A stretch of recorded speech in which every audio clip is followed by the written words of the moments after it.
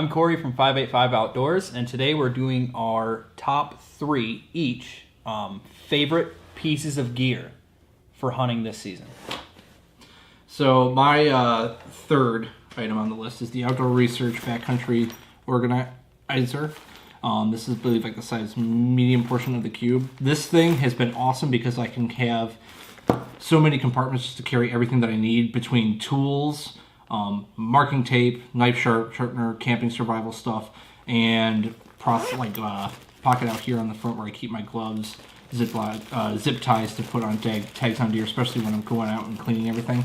So it just centralizes all the essential kits, like stuff I would need when I'm out in the woods. So that way I don't have to go back to the truck or back to the house or anything like that to go and get anything that I would need. I have it in my pack in one kit. I just literally just grab that out and I'm good to go.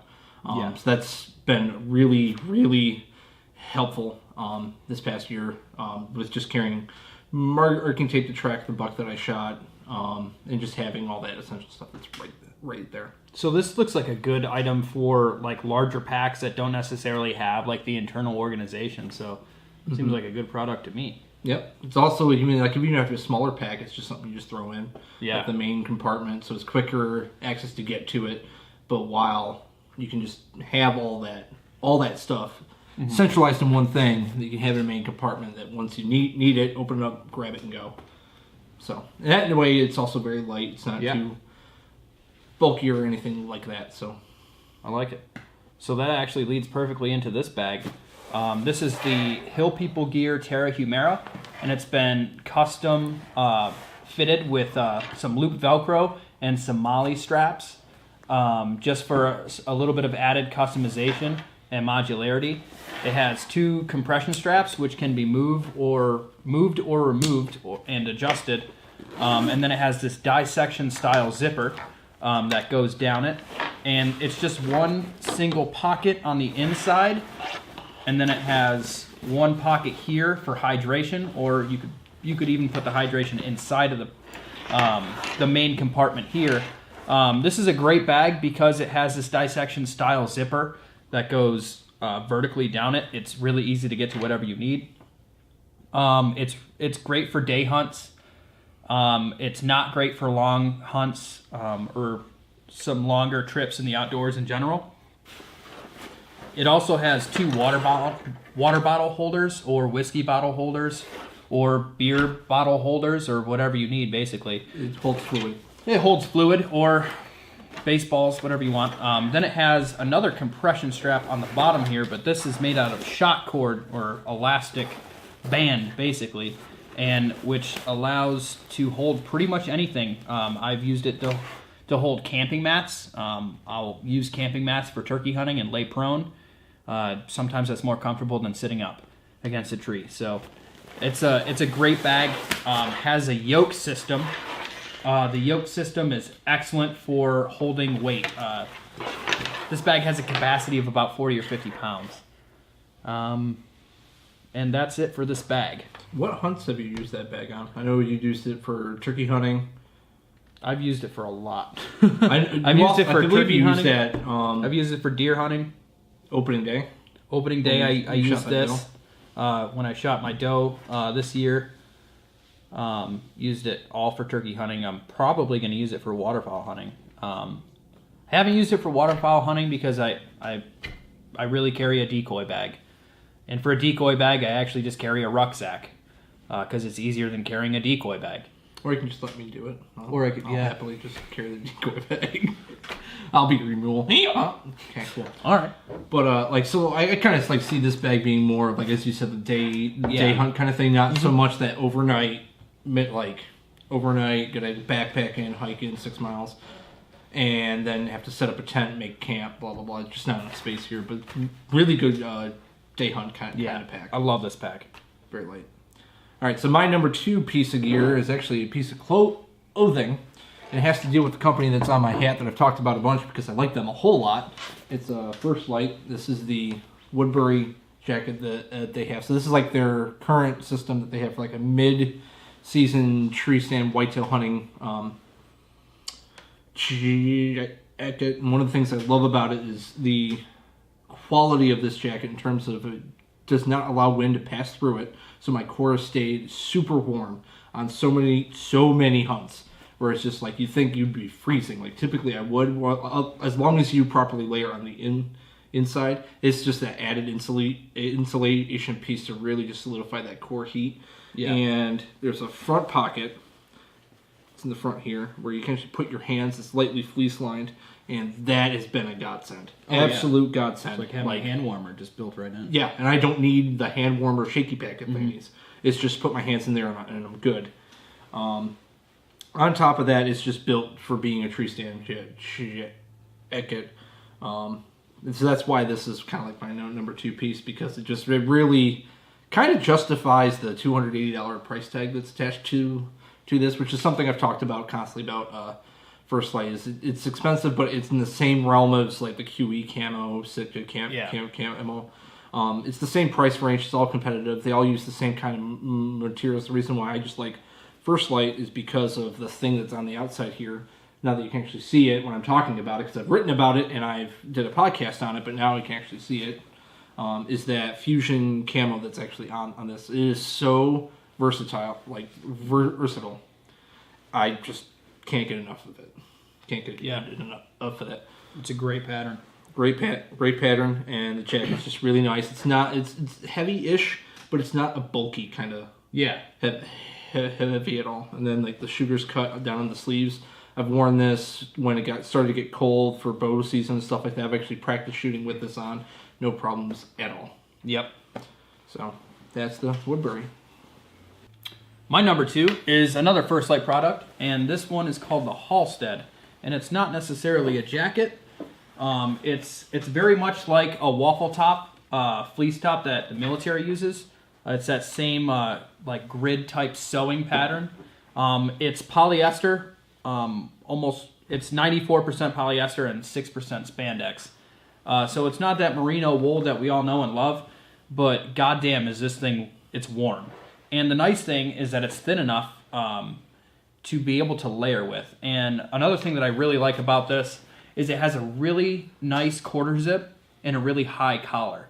So if it's super windy out, I can pull up the quarter zip and it'll really go up almost to the base of my chin. And that has been a godsend. This is the only First Lite item that I own because it's expensive. I got this 50% off at a Field & Stream, and I jumped on it immediately when I saw it. But I do pair this with multicam, and I hunt almost exclusively with Fusion and multicam now because the combination of those two patterns are excellent.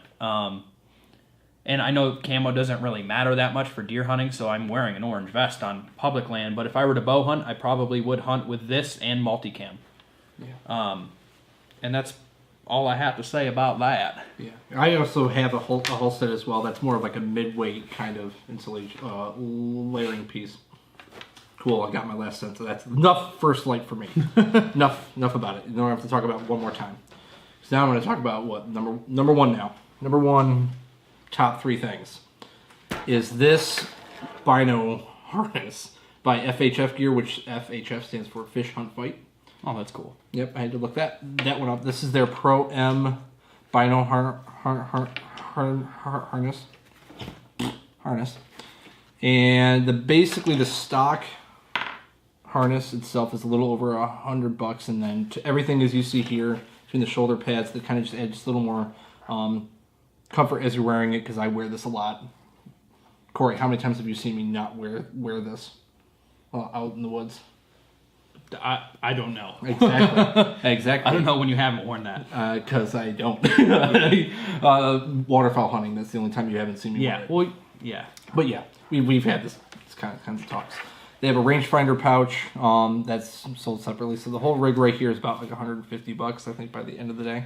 But it's worth it. I've worn Bino harnesses before. One of the things I really like about this one, besides the fact that it's also in First Lite Fusion. Okay, done. Now I'm done. I swear. It's low profile. So I actually wore this bow hunting. I actually was able to shoot the buck I actually shot this past year. Actually shot it wearing this, and I practiced wearing this. No issues at all coming in. It's very, very slim. The one thing that is you're going to have to pay attention to when you go to buy it off FHFgear.com is there's different sizes for different type of binoculars that you carry. So I know, Cory, I know you have the Vortex Crossfires, the 8x42s. That you gave to me. Thank you. Yep. You're Son of a welcome. bitch.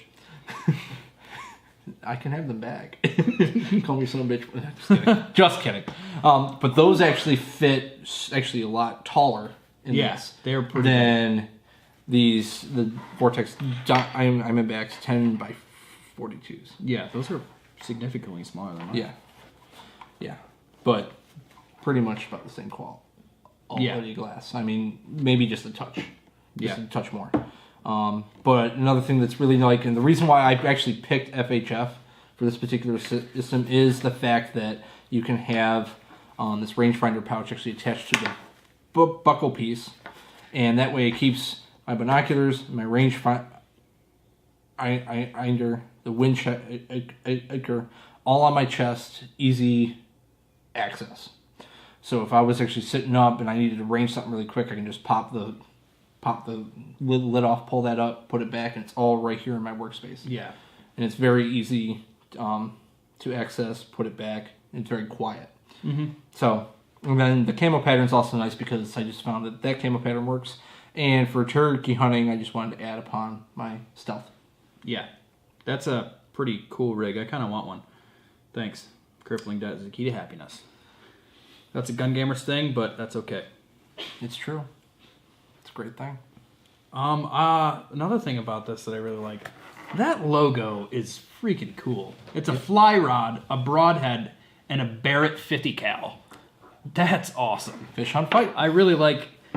That's, man. I'm gonna have to look into them. That's a lot like Hill People gear. They kind of have that idea of being tactical, but also hunting and fishing. That's more what they care about. But they have that tactical mindset. My first and last and favorite piece of gear this year has been the ADRINGER hammock seat. This is an awesome product that I'm definitely going to have to do a full review on. It's a really strong hammock that's wind and water resistant, and it has a single pole, and you hook the hammock up to a tree, and the pole goes at the base of the tree, and you sit in the hammock. And basically, this allows you to sit out longer. And if you're a public land hunter, this is a wonderful piece of equipment because you can just sit comfortably for hours and be way warmer because you're not sitting on a cold log. And it comes down into this compact little pouch. It takes maybe 5 minutes to set up and probably 3/4 less the time to put away. This has been a godsend. This year for sure. We hunt where it's cold and where there's not a lot of places to sit. And you can, I mean, if you find a tree, I would say the biggest tree that I wrapped the strap around, it has a really good strap that it's super long. The biggest tree that I've probably gone around was probably 24 inches diameter breast height. And obviously you're not hooking it up at diameter breast height, and for those of you who don't know, that's 4.5 feet. But you hook it up at about 3 feet, and then you can sit down, and it's nice too because you can swing because you're on this monopod basically, so you can swing back and forth like this and actually look behind the tree a little bit, which is good for keeping mobile and keeping your eyes peeled. And it's quiet. It doesn't make noise. It's an excellent seat. I need to get me one. It has changed the game for me. Yep, that is on my list of things to do. Just from seeing him wear it, well, not wear it, use it, and me actually sitting in it a couple times. Yeah, that you just public land, doing any kind of the stuff we were doing like this past season. That is a must-have. It weighs about 3 pounds. It's about 12 inches long, 12 to 14 inches long in this configuration. The pole extends about this far. It's awesome. There was one more thing I was going to say about it.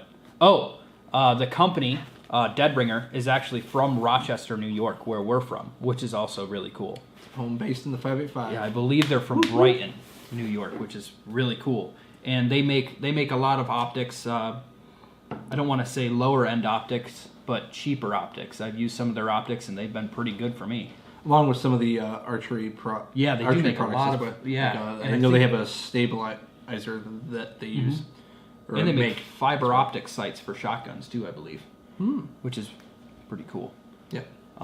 But I think that's it for us. I think we've gone over everything, and I've got nothing more to say. That's our top three pieces of gear.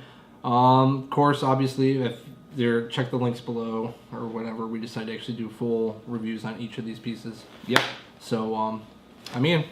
And I'm Cory, and this has been our first video here at 585 Outdoors. Bye-bye.